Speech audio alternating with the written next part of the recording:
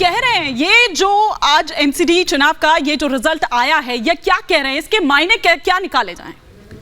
देखिए, जैसे आम आदमी पार्टी ने अपने सभी नेताओं ने कहा कि अभी तक कहते थे कि हम केवल कांग्रेस का वोट काटते हैं, भाजपा का नहीं काटते हैं, तो हमने भाजपा का किला ध्वस्त कर दिया, उनके शब्द हैं। तो अब यहाँ से ये बात तो सही है कि भाजपा यहाँ हारी है और आम आदमी पार्टी जीती है, और ये अब अरविंद केजरीवाल और आम आदमी पार्टी इसको प्रचारित करेगी। इसको बोलने का अर्थ ये है कि यहां से इसको एक मैसेज देने की कोशिश करेगा, जो केजरीवाल और आम आदमी पार्टी का कैरेक्टर है इवेंट और प्रचार का, उसके आधार पर इसको करके और व्यापक पैमाने पर अलग अलग राज्यों में जाने की कोशिश करेंगे। लेकिन इसी में निहित मायने यह है कि आम आदमी पार्टी ने दिल्ली में भी ये फिर से पुष्टि कर दी है कि धीरे धीरे वो राजनीति से कांग्रेस का स्थान ले रही है, कांग्रेस को पदच्युत कर रही है, और ये कर्नाटक में आम आदमी पार्टी इसके बाद ये करने की कोशिश करेगी। ठीक है। तो एक दूसरी बात जो मैं कहना चाह रहा हूं कि ये बात सही है कि देखिए, भारतीय जनता पार्टी के केंद्र सरकार का, नरेंद्र मोदी का चेहरा, केंद्र सरकार के काम को लेकर दिल्ली के सर्वे में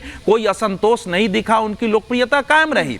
इनके कार्यकर्ताओं की बड़ी फौज है, अलग अलग संगठन है, इन सब के होते हुए अगर उनकी पराजय हुई है और केजरीवाल ब्रांड पॉलिटिक्स का वो अभी तक काट दिल्ली की स्थानीय राजनीति में, देखिए मैं ये नहीं कर रहा हूं राष्ट्रीय राजनीति में, दिल्ली की स्थानीय राजनीति में नहीं ढूंढ पाए हैं, तो ये गहरे मंथन का विषय है कि आखिर ऐसा क्यों हो रहा है। ये भारतीय जनता पार्टी के लिए करना जरूरी है। लेकिन इसके साथ साथ हम अगर दूसरी ओर देखें तो क्या इसके लिए मान लें कि भारतीय जनता पार्टी के लिए ऐसी पराजय है जिससे उसको व्यापक रूप से चिंतित हो जाना चाहिए?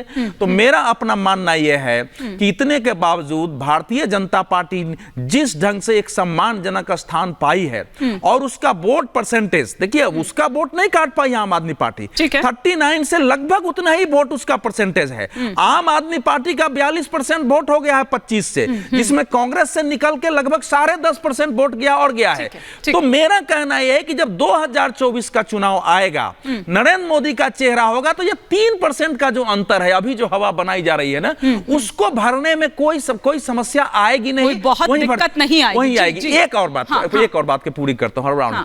लेकिन इसके साथ साथ अब यह है कि पहली बार भारतीय जनता पार्टी दिल्ली के स्थानीय राजनीति में संपूर्ण विपक्ष के रूप में आई है।